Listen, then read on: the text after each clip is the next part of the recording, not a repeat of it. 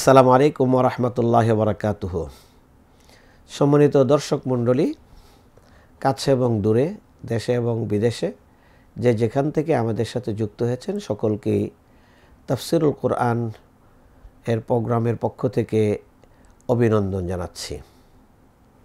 পেনভিশন টেলিভিশনের ধারাবাহিক তাফসিরুল কোরআন প্রোগ্রামের আজকের পর্বে আমরা আলোচনা করব, তাফসির পেশ করব সূরা আল বাকারার 210 নম্বর আয়াত থেকে 214 নম্বর আয়াত পর্যন্ত।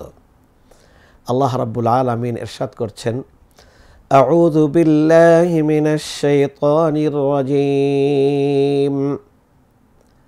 সাল বানি ইসরাঈল কাম আতাইনাহুম মিন আয়াতিন বাইয়িনাহ ومن يبدل نعمة الله من بعد ما جاءته فإن الله شديد العقاب।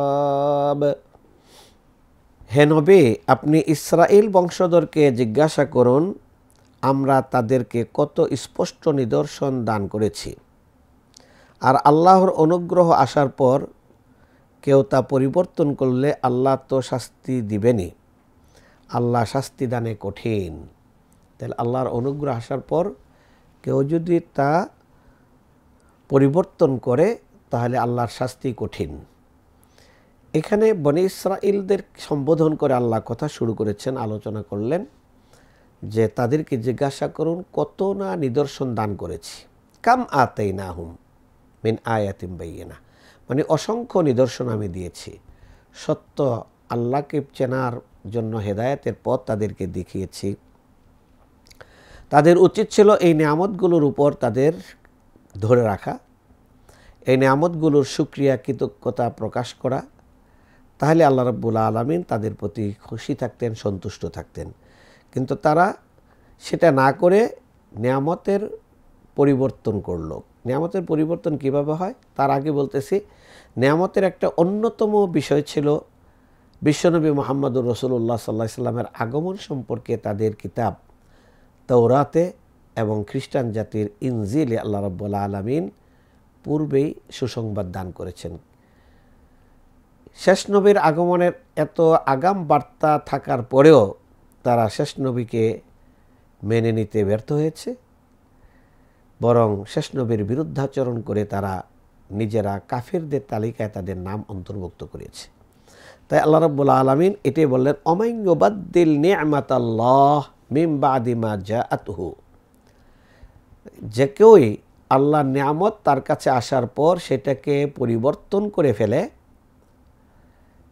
তার জন্য রয়েছে কঠিন শাস্তি। এই কথা না বলে আল্লাহ বলতেছেন, জেনে রাখো আল্লাহ রাব্বুল আলামিন শাস্তি দানে খুব কঠিন। ফাইন্নাল্লাহা শাদীদুল ইকাব। এখানে নিয়ামতের পরিবর্তন দুইভাবে হয়। একভাবে হলো নিয়ামতের শুকরিয়া আদায় না করা, নিয়ামতের শুকরিয়া আদায় না করে নিয়ামতের অস্বীকার করা, কুফরি করা। এটা হলো নিয়ামতের পরিবর্তন, এরই নিয়ামতের পরিবর্তন হিসেবে এটা ধরা হয়। 2 নম্বর হলো নিয়ামতকে গ্রহণ করে শুকরিয়ার পথ অনুসরণ না করে বরং পাপের পথ অনুসরণ করে চলা, এটাও নিয়ামতের পরিবর্তন হিসাবেই গণ্য করা হয়। তাহলে নিয়ামতের পরিবর্তন হিসাবে গণ্য করার এখানে আমরা 2টা দিক পাইলাম। একটা হলো নিয়ামতের কুফরি করা, অকৃতজ্ঞ হওয়া। 2 নম্বর হলো নিয়ামত আসার পরেও নিয়ামত এবং হেদায়েতের পথ অনুসরণ না করে পাপের পথে নিজেকে পরিচালিত করা। পাপের পথে পরিচালিতটাও নিয়ামতেরই পরিবর্তন হিসাবে গণ্য করা হয়। পক্ষান্তরে নিয়ামতের কৃতজ্ঞতা আদায় করা, নিয়ামতের প্রতি নিজেকে ধরে রাখা, নিয়ামতের পথে পরিচালনা করা, এইভাবে এই পথ অনুসরণ করলে আল্লাহ রাব্বুল আলামিন তার নিয়ামত আরও বাড়িয়ে দেন। সূরা ইব্রাহিমের 7 নম্বর আয়াতে আল্লাহ বলতেছেন, লাইন শাকারতুম লাআযীদান্নাকুম ওয়া লাইন কাফারতুম ইন্না আযাবি লাশাদীদ।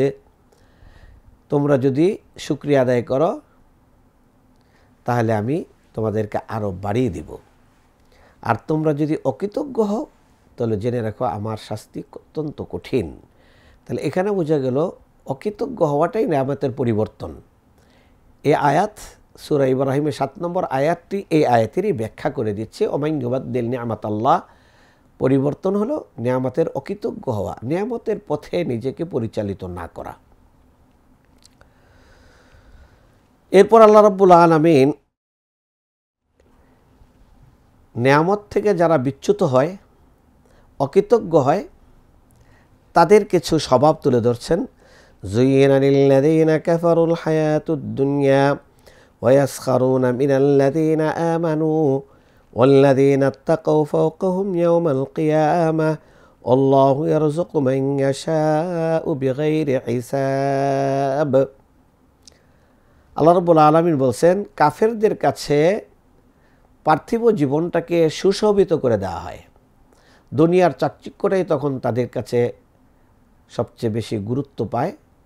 দুনিয়াটাকে তারা মূল আকর্ষণীয় জায়গা মনে করে সেখান এই দুনিয়া অর্জন করার জন্য দুনিয়ার পিছনে তারা ধাবিত হয়। দুনিয়া অর্জন করার জন্য তারা পরকালকে তারা হারিয়ে ফেলে।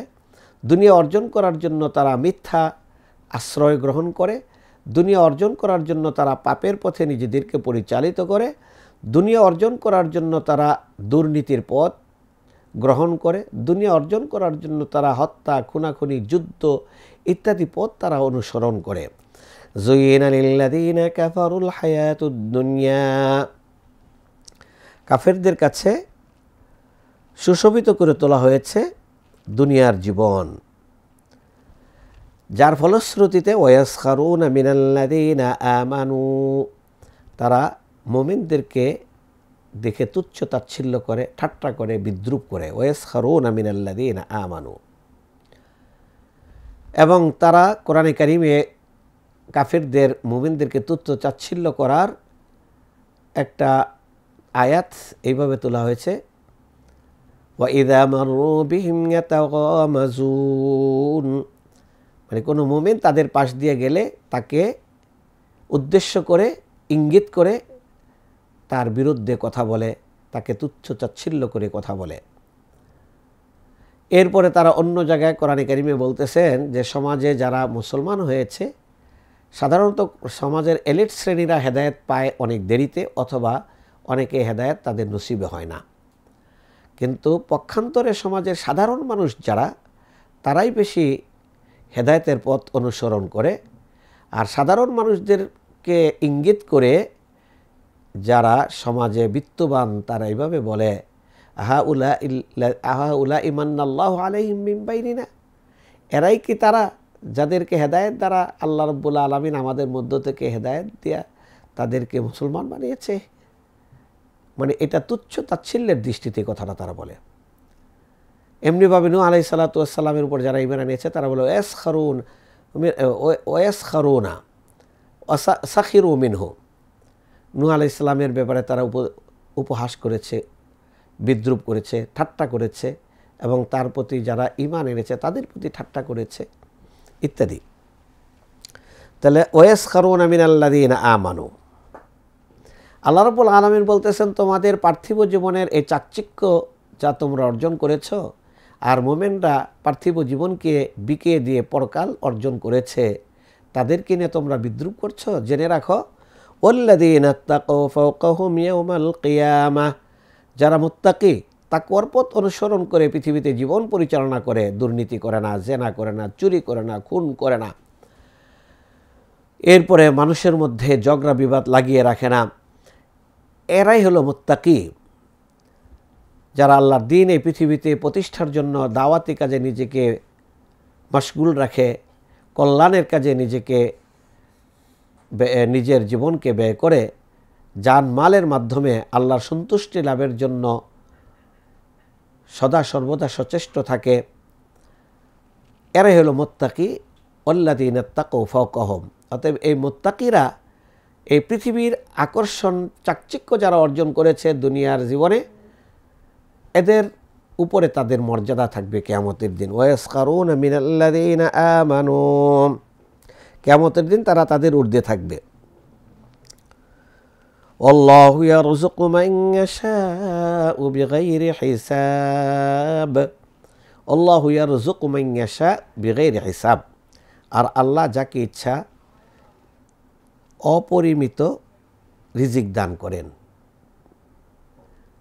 আল্লাহ রাব্বুল আলামিন যাকে ইচ্ছা তার রিজিকের দরজা তার জন্য খুলে দেন। এক নম্বর হলো রিজিক কাকে বলে? মানুষের জীবনের জন্য যত প্রয়োজনীয় বিষয় আছে এগুলো সব রিজিক।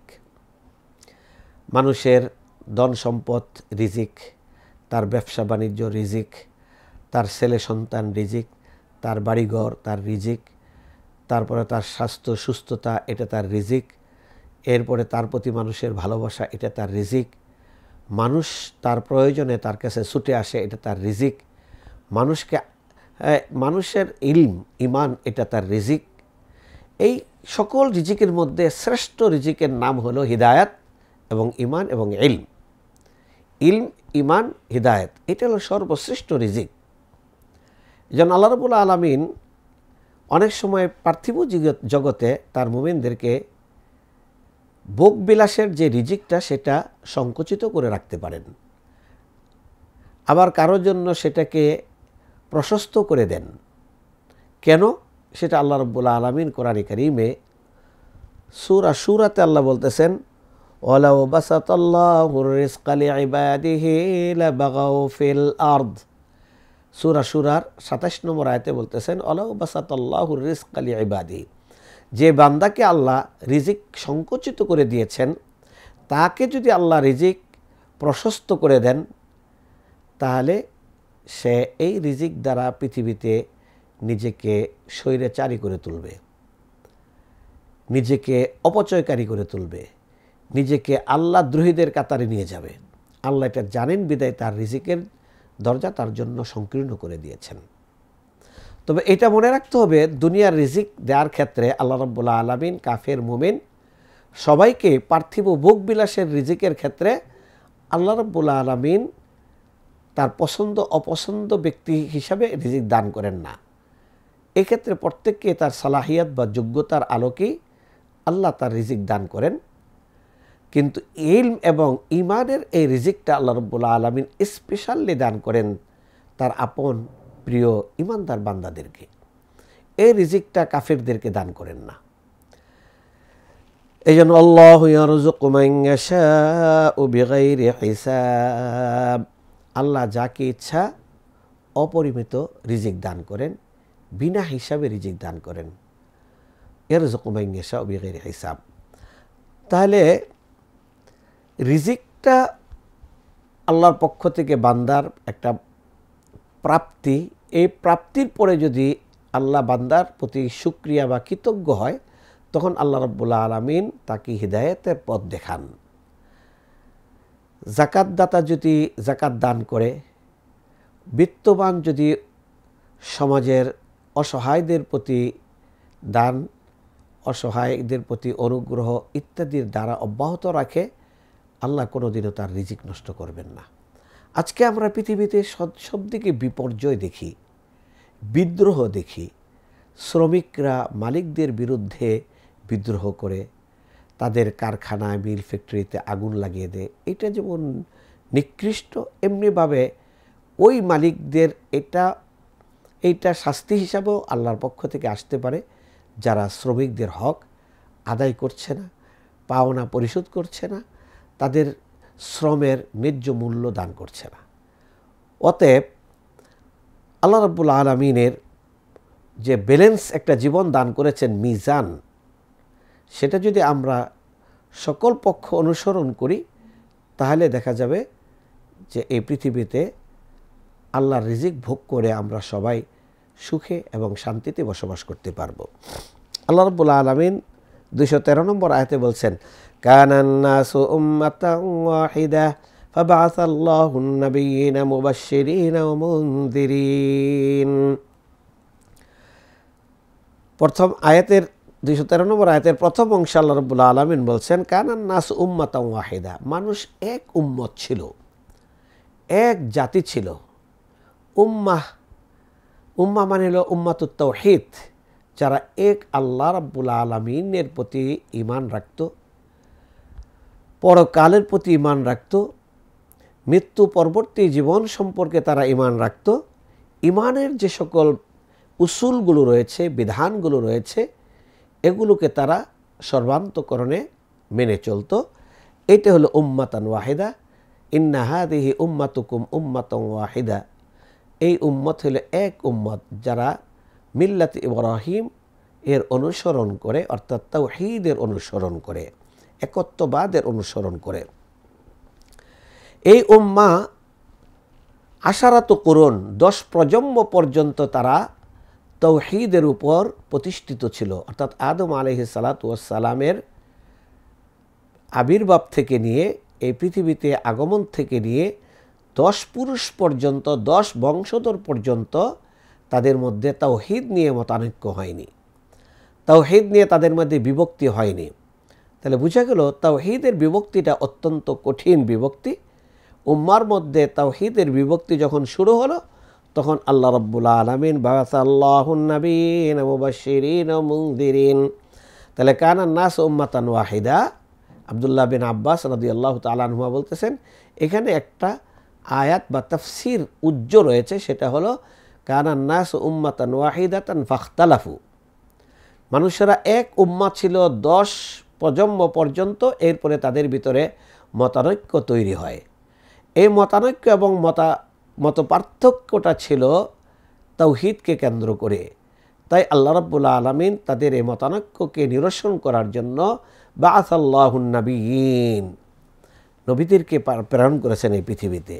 নবীদের আগমনের কারণ হলো মানুষেরা এক উম্মাহ থেকে বিভক্ত হয়ে গিয়েছে, পরকাল নিয়ে তারা ইখতিলাফ করেছে, আল্লাহ রাব্বুল আলামিনের তাওহীদ নিয়ে ইখতিলাফ করেছে, জান্নাত জাহান্নামে ইখতিলাফ করেছে। তাই আল্লাহ রাব্বুল আলামিন তাদের জন্য অনুগ্রহ করে তাদের প্রতি নবী পাঠিয়েছেন। নবী পাঠানো আল্লাহর জন্য ওয়াজিব না, কিন্তু অনুগ্রহ, আল্লাহ সে অনুগ্রহ করেছেন। ফাবাআসাল্লাহুন নাবিয়্যিন মুবাশশিরিন ওয়া মুনযিরিন। মুবাশশিরিন, সুসংবাদ দিবে কাদেরকে? যারা নবীদের প্রতি ঈমান আনছে, তাওহীদ গ্রহণ করছে, এক উম্মার অন্তর্ভুক্ত হওয়ার জন্য আবার ফিরে এসেছে তাওহীদের ছায়াতলে, তাদের জন্য রয়েছে মুবাশশিরিন, সুসংবাদ। মুনযিরিন, বিভক্ত হওয়ার পরে যারা বিভক্তির পথ পরিহার করে সত্যের দিকে আবার পুনরায় ফিরে আসেনি, তাদের জন্য নবীরা সতর্ক করে দিবে যে তুমি যে পথে পথ চলছ, এটা আল্লাহ রাব্বুল আলামিনের পথ নয়, এটা শয়তানের পথ, এটা ভ্রান্তির পথ, এটা জাহান্নামের পথ। এই পথ পরিহার করো, সিরাতাল মুস্তাকিমে আসো। নবীর প্রদর্শিত পথে যদি কেউ নিজেকে পরিচালিত করতে পারে, সে সৌভাগ্যবান, সে হেদায়েতপ্রাপ্ত, সে জান্নাতের পথে নিজেকে পরিচালিত করলো। তাহলে নবীরা কি কাজ করেন? মুবাশশিরিন ও মুনযিরিন।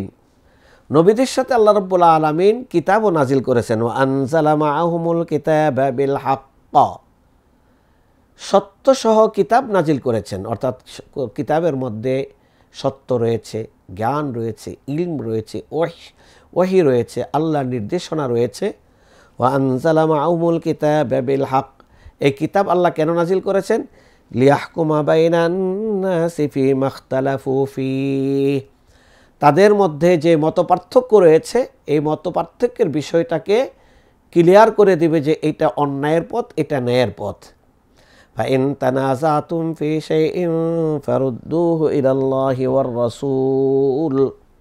সূরা আন-নিসার 59 নম্বর আয়াত আল্লাহ বলতেছেন, ফাইন তানাযাতুম ফি শাইইন, তোমরা যদি কোনো বিষয় নিয়ে ঝগড়াঝাটিতে মতানৈক্যে লিপ্ত হও, ফারুদ্দুহু ইলাল্লাহি ওয়ার রাসূল, সেটা আল্লাহ এবং রাসূলের দিকে তোমরা ধাবিত করো, সেখান থেকে তোমরা সমাধান নেও। তাহলে কিতাব কেন নাজিল করেছেন? মতপার্থক্য যে বিষয়গুলো নিয়ে আমাদের মধ্যে হবে, সেটা নির্ণয় করব, সেটার আমরা সমাধান করব কিতাবের মাধ্যমে। আমরা কিতাবের পথ বাদ দিয়ে অনেক সময় আমরা প্রচলিত ব্যক্তিদের পথে হাঁটি। আমাদের মধ্যে এই প্রবণতা আমাদেরকে ধ্বংসের দিকে নিয়ে যাচ্ছে, অনৈক্যের দিকে নিয়ে যাচ্ছে। আমাদের মধ্যে ফাটল আরও বাড়িয়ে দিচ্ছে, যা শত্রুদের জন্য একটা সুযোগ করে দিচ্ছে, আমাদেরকে দুর্বল করায়, আমাদেরকে নিধন করার জন্য শত্রুদের জন্য পথ আমরা সুগম করে দিচ্ছি। তাহলে লিয়াহকুমা বাইনান নাসি ফীমা ইখতালাফু ফীহ, কী বিষয় নিয়ে আমাদের ইখতিলাফ? আমাদের ইখতিলাফ হলো কিতাব নিয়ে, আমাদের ইখতিলাফ হলো আল্লাহ নিয়ে, আমাদের ইখতিলাফ হলো নবী নিয়ে, পরকাল নিয়ে, ইমানের বিষয়গুলো নিয়ে। ফীমা ইখতালাফু ফীহ ওমা ইখতালাফা ফীহি ইল্লাল্লাযীনা উতুহু মিন বা'দি মা জাআতহুমুল বায়্যিনাতু বাগিয়াম বাইনাহুম ওমা ইখতালাফা ফীহি ইল্লাল্লাযীনা উতুহু, এই সত্য নিয়ে ইখতিলাফ তারাই করেছে যাদেরকে সত্য দেওয়া হয়েছে। তো সত্য তো উম্মাহকে দেওয়া হয়, উম্মাহ আবার এই সত্য নিয়ে, হক নিয়ে তাদের মধ্যে মতভেদ পার্থক্য তৈরি করে, মতভেদ সৃষ্টি করে। কেন করে? বাগিয়াম বাইনাহুম, এই মতভেদ পার্থক্য তারা কেন করে? বিদ্বেষবশত। ফাহাদাল্লাহু আল্লাযীনা আমানু লিমা ইখতালাফু ফীহি মিনাল হাক্কি বিইذনিহি আল্লাহু ইয়াহদি মান ইয়াশাউ ইলা সিরাতিম মুস্তাকিম। অতঃপর আল্লাহ তার ইচ্ছাক্রমে ইমানদারদেরকে হেদায়েত দান করেন, সেই সত্যের বিষয়ে হেদায়েত দান করেন যে ব্যাপারে তারা মতভেদে লিপ্ত হয়েছিল। তাহলে ইমানদার হলে, প্রকৃত ইমানদারদেরকে আল্লাহ রাব্বুল আলামিন হিদায়াতের পথ দেখান, আর প্রকৃত ইমানদার না হইতে পারলে আল্লাহ রাব্বুল আলামিন তাদেরকে হিদায়াতের পথ দেখান না। তাহলে হিদায়াতের পথ দেখাইলে যারা ইমানদার না, তাদের থেকে ইমানদাররা বেরিয়ে চলে আসে হেদায়েতের পথে।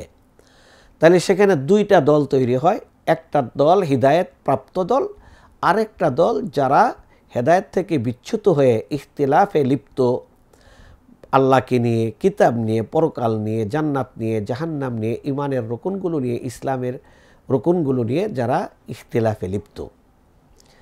এই দুইটা দল তৈরি হয় ইসলামে। এই দুইটা দলের একটা দল হলো সত্যের উপর প্রতিষ্ঠিত, সত্যপ্রাপ্ত, হেদায়েতপ্রাপ্ত দল, আর দ্বিতীয় দল হলো বাতিল দল, গর্হিত চিন্তার দল, কুফরি শক্তির দল। এই দল এর অন্তর্ভুক্ত না হয়ে হেদায়েতপ্রাপ্ত দলের অন্তর্ভুক্ত হওয়ার জন্য আল্লাহ রাব্বুল আলামিন কিতাব নাজিল করেছেন, নবী প্রেরণ করেছেন, অসংখ্য নিদর্শনাবলী আমাদেরকে দান করেছেন। আল্লাহু ইয়াহদি মান ইয়াশাউ ইলা সিরাতিম মুস্তাকিম।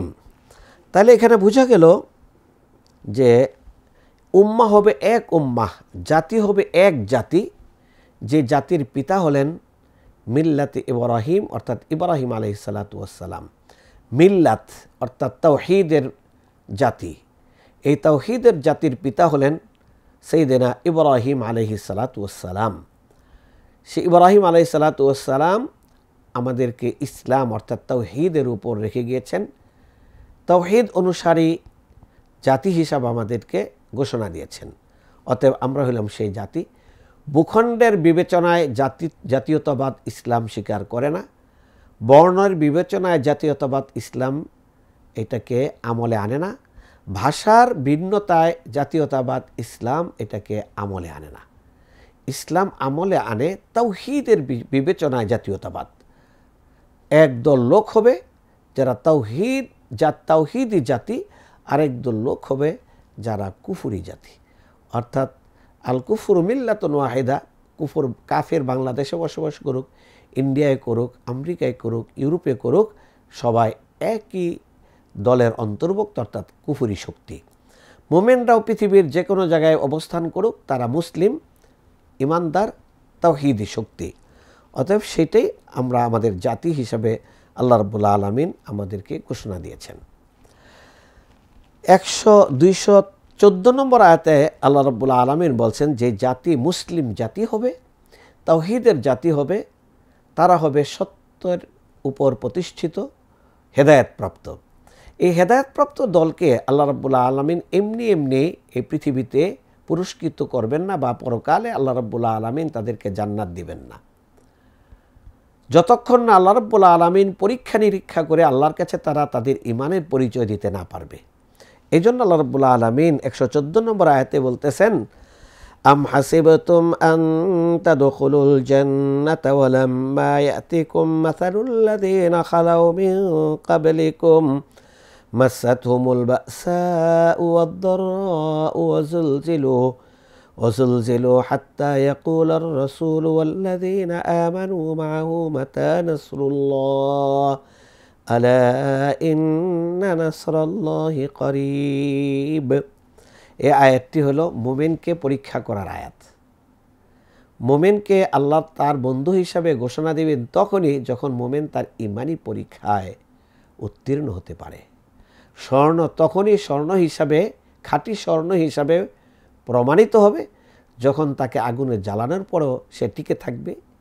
মুমিনকে আল্লাহ রাব্বুল আলামিন ফিতনা, পরীক্ষা, ঈমানি পরীক্ষার মাধ্যমে তাকে জ্বালিয়ে নেবেন, দেখে নেবেন তার ভিতরে ঈমান কতটুকু মজবুত হয়েছে।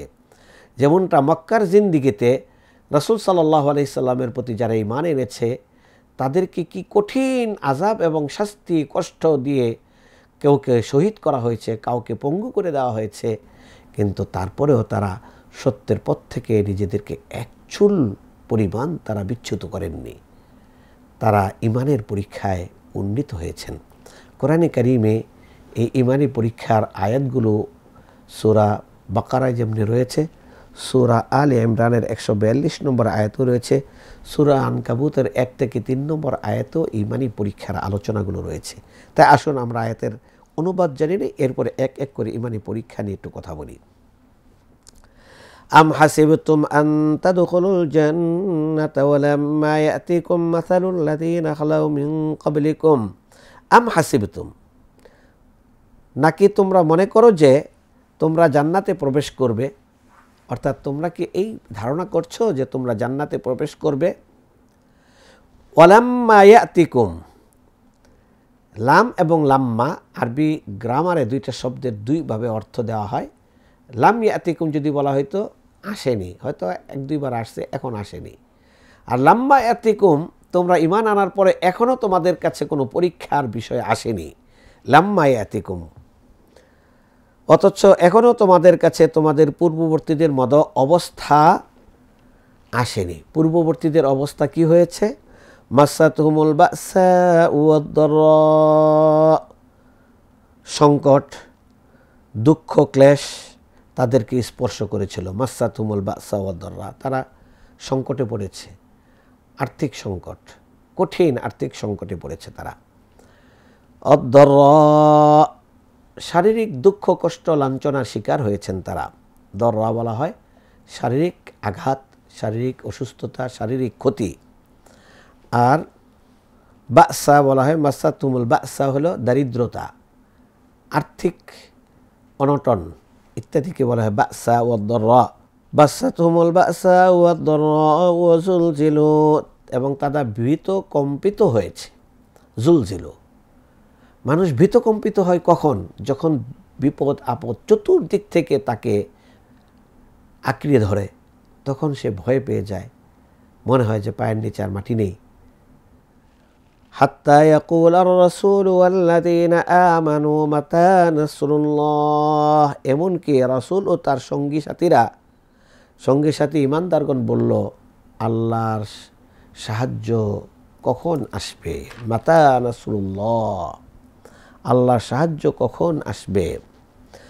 আলা ইন্না নাসরাল্লাহি করিব, জেনে রাখো নিশ্চয়ই আল্লাহর সাহায্য অতি নিকটে।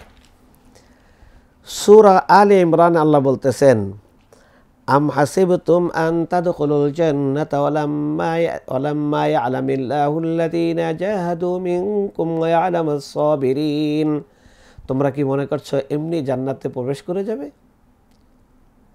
অথচ আল্লাহ রাব্বুল আলামিন জানেন না যে তোমাদের মধ্যে কে মুজাহিদ আর কে ধৈর্য ধারণকারী।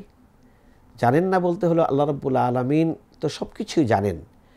আল্লাহর এই জানাটা বাস্তব ময়দানে পরীক্ষা দিয়ে প্রকাশ্যে জানানোর নামটাই হলো এই পরীক্ষায় উত্তীর্ণ হওয়া, সবরের মাধ্যমে। সূরা আল আনকাবুতে আল্লাহ বলতেছেন, আহাসিবান নাসু আন ইউতরাকু আন ইয়াকুলু আমান্না ওয়া হুম লা ইফতানুন। মানুষ কি মনে করে যে আমান্না বললেই তাদেরকে ছেড়ে দেওয়া হবে, অর্থাৎ তারা ইমানদারদের অন্তর্ভুক্ত হয়ে যাবে আর তাদেরকে কোনো পরীক্ষা নিরীক্ষা করা হবে না? ওয়ালাকাদ ফাতান্নাল্লাযীনা মিন ক্বাবলিহিম ফালা ইয়ালামান্নাল্লাহুল্লাযীনা সাদাকু ওয়া লা ইয়ালামান্নাল কাযিবিন।